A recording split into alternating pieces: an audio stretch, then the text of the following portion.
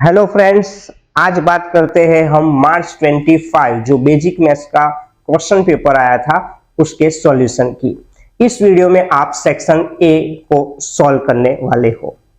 Section A में हमारा जो पहला क्वेश्चन था वो इस तरह से था, two sticks are show in the following figure, one white and other is black.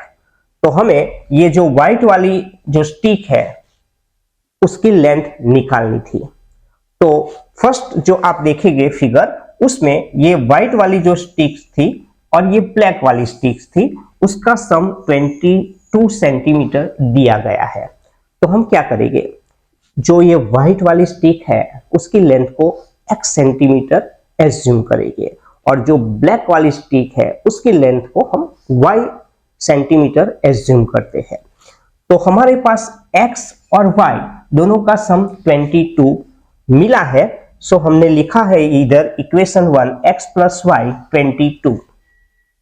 दूसरी फिगर की बात करूं तो ये जो व्हाइट वाली स्टिक है वो ये ब्लैक वाली स्टिक से 5 सेंटीमीटर ज्यादा लगती है, यानी कि ये व्हाइट वाली जो स्टिक है वो होगी x, ये ब्लैक वाली स्टिक है वो होगी हमारी y और 5 सेंटीमीटर ज्यादा यहां दिया गया है, इसलिए मैंने यहां +5 लिखा है। अब ये जो प्लस y है उसे हमें राइट हैंड साइड से लेफ्ट हैंड साइड लाना होगा। सो हमें इक्वेशन 2 मिलेगा, x minus y is equal to 5। अब हमारे पास दो इक्वेशन आ गए। फर्स्ट इक्वेशन हमारा है x plus y is equal to 22 and other equation is x minus y is equal to 5। ये दो इक्वेशन हमने यहां लिख दिए हैं। अब आप देख सकते हो प्लस वाई माइनस वाई यहां दूर हो गए, तो हमारे पास क्या बचेगा, x और x यानी कि 2x हमें मिल जाएगा। इधर आप देख सकते हैं 22 में 5 मिलाने से 27 हमें मिलता है। सो हमारी जो x की वैल्यू है वो 27/2 होगी, यानी कि 13.5 सेंटीमीटर व्हाइट स्टिक की लेंथ मिल जाएगी। जो हमारा ऑप्शन यहां दिया गया है वो ऑप्शन बी, इस क्वेश्चन का हमें आंसर मिलता है। अब बात करते हैं हमारे दूसरे क्वेश्चंस की। तो हमारा जो दूसरा क्वेश्चन है वो कुछ इस तरह से है, for an AP if d is equal to -5 and a7 is equal to 4, then first term a हमें निकालनी है। तो ये बहुत इजी क्वेश्चन है, तो इसका भी सॉल्यूशन हम यहां करते हैं। a7 हमें 4 दिया गया है। आप जानते हो कि an is equal to a plus n minus 1d, यह हमारा टर्म्स का फॉर्मूला है। हमें 7 टर्म्स दी गई है, यानी कि a7 इधर हम लिखे तो यहां a प्लस 7 माइनस 1d यानी कि a प्लस 6d हमें मिल जाएगा, यानी कि a7 की वैल्यू a प्लस 6d मिलती है। लेकिन a7 हमें कितना दिया गया है, तो आप देख सकते हैं a7 की वैल्यू हमें 4 दी गई है। साथ ही d की वैल्यू भी हमें क्वेश्चन में दी गई है, तो d की वैल्यू हमने यहां -4 रख दी है। 6 का मल्टीप्लाई करना है -4 के साथ, तो हमें मिलेगा -24, यानी कि a -24 4 रहेगा। -24 जो लेफ्ट हैंड साइड है उसे राइट हैंड साइड लाने से वो प्लस हो जाता है, यानी कि a की हमारी जो वैल्यू है वो 4 + 24 यानी कि 28। इस क्वेश्चन का हमें आंसर मिलता है, जो हमारा डी ऑप्शन है। अब शुरुआत करेंगे हमारा तीसरा क्वेश्चन, यानी कि थर्ड क्वेश्चन है हमारा, the distance between the points 2 - 1 and -1 - 5, यानी कि हमें दो पॉइंट्स दिए गए हैं, उसका हमें डिस्टेंस निकालना है। तो हम क्या करेंगे, हमारा जो पहला पॉइंट है वो a 2 - 1 है, दूसरा पॉइंट है b -1 - 5। Using distance formula let AB is equal to √, यानी कि हमें जो x कोऑर्डिनेट दिया गया है उसका माइनस करना होगा, यानी कि 2 - -1 होल स्क्वायर। अब y कोऑर्डिनेट्स का भी हमें सब्सट्रैक्ट करना होगा, तो हमारा y कोऑर्डिनेट्स -1 है, इधर y कोऑर्डिनेट्स -5 है, तो उसका सब्सट्रैक्ट निकाले -1 माइनस -5 होल स्क्वायर। आप देख सकते हो ये माइनस इधर प्लस हो गया, माइनस माइनस प्लस हो गया, 2 + 1 यानी कि 3 स्क्वायर, 5 - 1 4 स्क्वायर लिखना पड़ेगा। 3 का स्क्वायर 9 आएगा, 4 का स्क्वायर 16 आएगा, यानी कि 16 + 9 25 मिल जाएगा, और 25 का रूट निकाले तो हमारे पास 5 आंसर रहेगा, यानी कि थर्ड वाला जो क्वेश्चन था उसका आंसर रहेगा बी 5 मिलता है।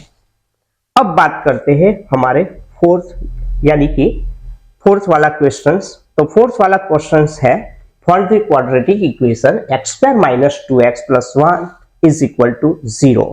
तो हमें वैल्यू जो निकालनी है वो x + 1/x की है। तो ये बहुत इजी क्वेश्चंस है। आपको फर्स्ट क्या करना पड़ेगा, x² - 2x + 1 = 0 है, उसका फैक्टर निकालना पड़ेगा। x² - 2x + 1 = 0 means x - 1 whole square = 0 आप लिख सकते हो। ये -1 को मैंने लेफ्ट हैंड साइड से राइट हैंड साइड ला दिया है, तो x की वैल्यू मुझे 1 मिल जाती है। हमें क्या फाइंड करना था, x + 1/x, यानी कि x + 1/x की वैल्यू निकालनी है। तो x की वैल्यू यहाँ 1 आपको लिखनी होगी, यहाँ भी x की वैल्यू 1 लिखनी होगी। सो 1/1 = 1 मिल जाएगा, और 1 में 1 ऐड करने से 2 आंसर मिलता है, यानी कि फोर्थ वाला क्वेश्चन है उसका आंसर सी मिलता है 2। अब बात करते हैं 5 वाले क्वेश्चंस की। ये 5 वाला क्वेश्चन जो था वो स्टैंडर्ड और बेसिक दोनों के लिए था, यानी कि मैंने 2 मेथड इसमें इस्तेमाल किए हैं। If sin² θ = 1/2 then value of tan² θ is, यानी कि tan² θ की वैल्यू हमें निकालनी है। हमें sin² θ की वैल्यू 1/2 दी गई है, सो sin θ = 1/√2 लिख सकते हो। sin θ 1/√2 यानी कि sin 45 की वैल्यू हमारे पास 1/√2 है, यानी कि sin θ = sin 45 आप लिख सकते हो। सो थीटा की वैल्यू हमें 45 मिल जाती है। हमें क्या फाइंड करना है, tan² θ, यानी कि tan² θ = tan², यानी कि थीटा की वैल्यू 45 आपको लिखनी होगी। सो tan² 45 यानी कि tan 45 की वैल्यू मेरे पास 1 है, और 1 का स्क्वायर 1 निकलता है, यानी कि tan² θ की जो वैल्यू है वो हमें 1 मिल जाती है, यानी कि इस क्वेश्चन का डी आंसर आएगा। सेकंड मेथड की बात करूं तो cos² θ = 1 - sin² θ का फॉर्मूला भी आप यूज कर सकते हो। sin² θ की जो वैल्यू है मेरे पास वो 1/2 है, यानी कि 1 में से 1/2 को निकालूं तो 1/2 मिल जाता है। tan² θ आप sin² θ अपॉन cos² θ लिख सकते हो, लेकिन sin² θ की वैल्यू ऑलरेडी हमें 1/2 दी गई है। cos² θ की मेरी वैल्यू अभी मैंने निकाली, वो भी 1/2 है। सो 1/2 को आप निकाल दो तो आपको 1 मिल जाएगा, यानी कि ये सेकंड मेथड में भी tan² θ की वैल्यू हमें डी ऑप्शन मिलती है, यानी कि 1 मिल जाती है। अब बात करते हैं हमारे 6 वाले क्वेश्चंस की। 6 वाला क्वेश्चन है for some data if mean and median. दोस्तों, मीन और मीडियन की वैल्यू हमें दी गई है 21 एंड 23, तो हमें मोड की वैल्यू निकालनी है। हियर मीन यानी कि x बार 21 दिया गया है, मीडियन m 23 दिया गया है। मीन, मीडियन और मोड के जो रिलेशन है उसको दर्शाता हुआ एक फॉर्मूला है z = 3m - 2x। यहां m की वैल्यू मेरी 23 है, x बार की वैल्यू मेरी 21 है। 23 को 3 के साथ मल्टीप्लाई किया 69 मिल जाएगा। उसी हिसाब से 21 को 2 के साथ मल्टीप्लाई करने से 42 मिलता है। 69 में से 42 को आप निकाल दोगे तो 27 बचेगा, यानी कि 6 वाला जो क्वेश्चन था उसका आंसर हमें 27 मिलता है, यानी कि हमारा ऑप्शन ए मिल जाता है। अब बात करते हैं 7 वाले क्वेश्चंस की। तो 7 वाला क्वेश्चन है if 1080 = 2x into 3y into 5 then x minus y, यानी कि x minus y की वैल्यू कितनी होगी। तो आप देख सकते हैं 1080 का यहाँ पे हमने कुछ इस तरह से फैक्टराइजेशन किया है। 1080 को 2 के साथ हमें डिवाइड करना है तो 540 मिलता है। उसका फिर से आधा करो तो 270 मिलेगा। 270 का आधा करने से 135 मिल जाता है। 135 को 3 के साथ डिवाइड करो तो 45 मिलेगा। 45 को 3 के साथ डिवाइड करने से 15 मिलेगा। 15 को 3 के साथ डिवाइड करने से 5 मिलेगा और 5 को 5 वड़े डिवाइड करने से 1 मिल जाता है। यानी कि 1080 का जो फैक्टर है वो कुछ इस तरह से था। 2 हमें 3 टाइम मिलता है, 3 हमें 3 टाइम मिलता है और 5 हमें 1 टाइम मिलता है। यानी कि 1080 में 2 3 टाइम, 3 टाइम और 5 1 टाइम मिलता है जो हमने यहाँ लिखा है। इसे हमें कंपेयर करना है। हमें क्वेश्चन में दिया गया है 1080 is equal to 2x into 3y into 5। तो आप देख सकते हो यहां मेरे पास x की वैल्यू कितनी रही 3, y की वैल्यू मुझे कितनी मिली 3। सो x माइनस y यानी कि 3 में से 3 को निकाल देने से 0 मिल जाएगा। यानी कि हमारा जो ये फिल इन द ब्लैंक्स वाला क्वेश्चन था उसमें हमारा आंसर आता है 0। अब बात करते हैं हमारे 8 वाले क्वेश्चंस की। तो 8 वाला जो क्वेश्चंस था कुछ इस तरह से है। If a and b are the zeros of polynomial p of x x square minus 2x plus 5 then product of that zeros, यानी कि हमें जो जीरोस है उसका प्रोडक्ट कितना होता है वो निकालना है। तो फर्स्ट क्या करेंगे, जो हमें पॉलिनोमियल दिया गया है 1x square minus 2x plus 5 उसको हम कंपेयर करेंगे by comparing with ax square plus bx plus c, उसके साथ कंपेयर करना है। बहुत इजी है, आप देख सकते हैं a की वैल्यू मेरी 1 है, b की वैल्यू मेरी -2 है और c की वैल्यू मेरी 5 है। यानी कि a b c की वैल्यू आपको लिख देनी है।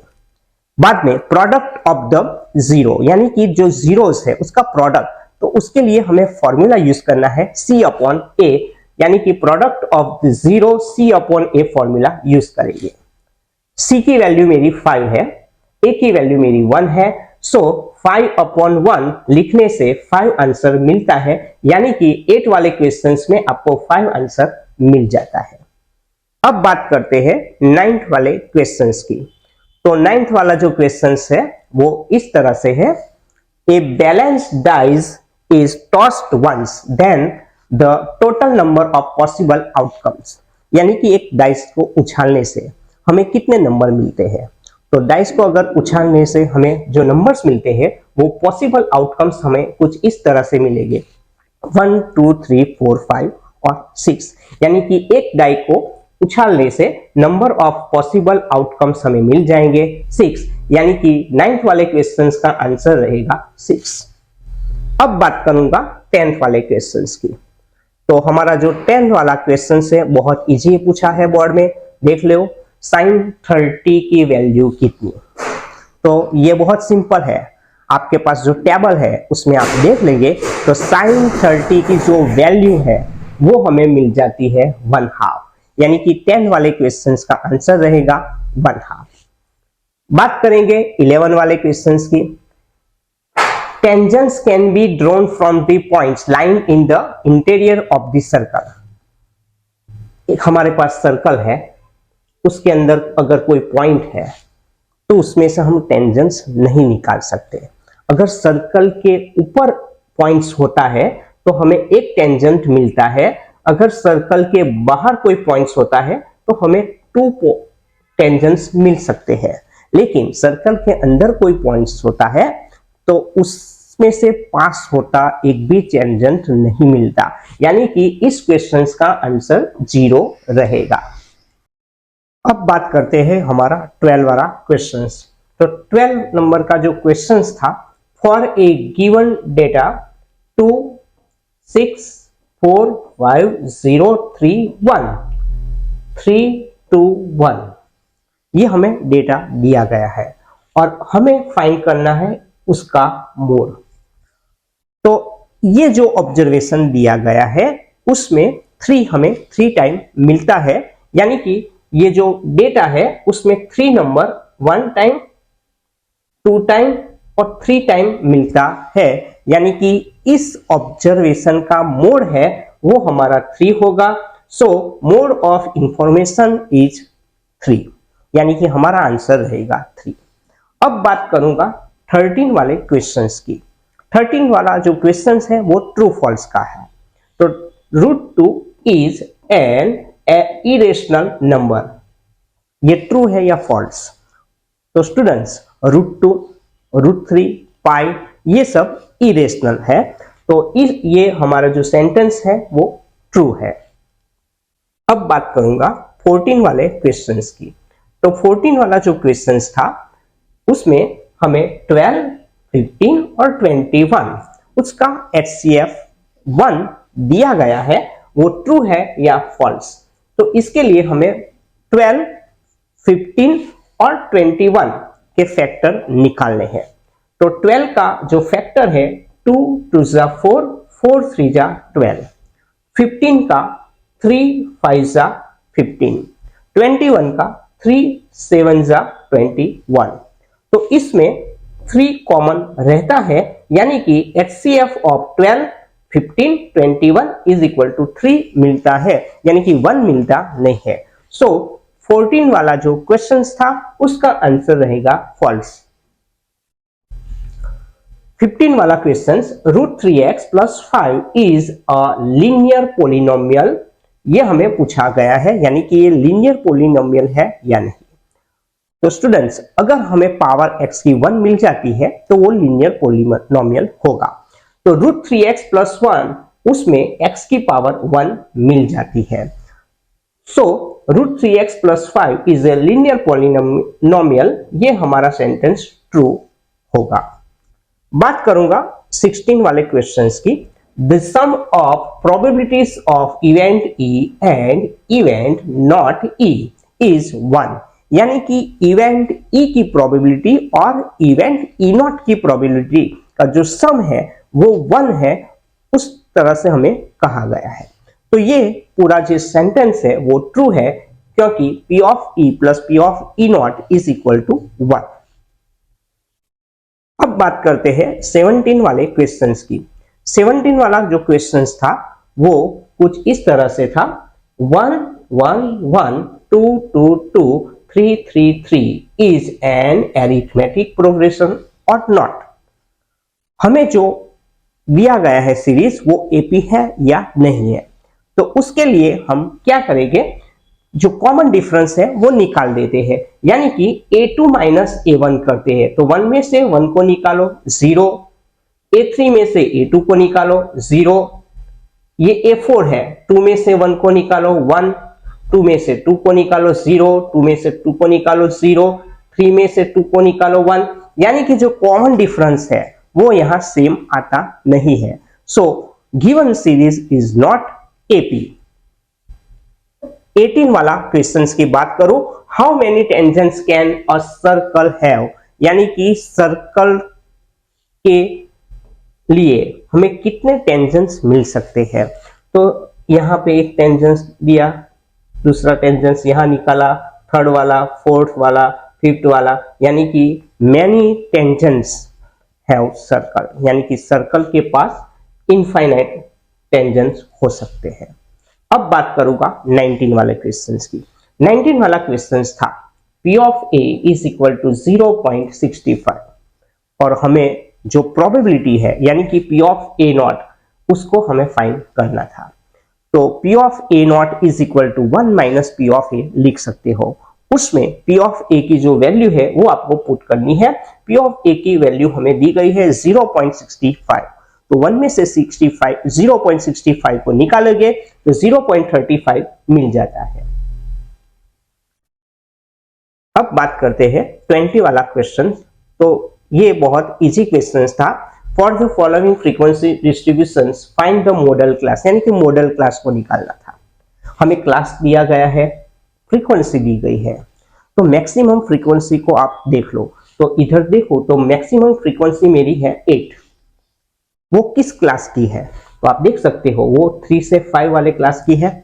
तो ये हो गया हमारा मॉडल क्लास, यानी कि इस क्वेश्चन का आंसर रहेगा 3, 5। तो अब बात करते हैं मैच वाले जो क्वेश्चंस पूछे गए थे। तो आप 21 और 24 तक के जो क्वेश्चंस है वो मैच द पेयर्स के हैं। तो ये सब हमें हमारी जो बुक्स है एनसीईआरटी की, उसमें जो फॉर्मूलाज दिए गए हैं वो आपको सिर्फ कंप्लीट कर देना है, तो आपके ये 4 मार्क्स कंप्लीट हो जाएगी, यानी कि 4 मार्क्स की कोई दिक्कत नहीं। 21 वाला क्वेश्चन था CSA ऑफ सिलेंडर, यानी कि curve surface area of a cylinder. तो curve surface area of a cylinder, यह आंसर रहेगा 2 पाई आर एच। 22 वाला क्वेश्चन था वॉल्यूम ऑफ ए कॉर्न, यानी कि कॉर्न का वॉल्यूम कितना होगा, तो वो आंसर रहेगा हमारा ए 1/3 पाई आर स्क्वायर एच। 23 वाला क्वेश्चन की बात करूं, the circumference of a circle with radius r, तो उसका आंसर रहेगा 2 पाई आर, यानी कि ये हमारा आंसर रहेगा। 24 वाला क्वेश्चन की बात करूं, the area of A minor sector of a circle of angle theta, तो उसका आंसर रहेगा सी, यानी कि पाई आर स्क्वायर थीटा अपॉन 360। तो ये हो गया हमारा मार्च 25 का सेक्शन ए का फुल सॉल्यूशन। अगर आपको ये वीडियो पसंद आया होगा तो आप अपने दोस्तों के साथ, अपने क्लासमेट के साथ या अपने रिलेटिव के साथ शेयर कर सकते हो, लाइक कर सकते हो और हमारी चैनल को सब्सक्राइब कर सकते हो।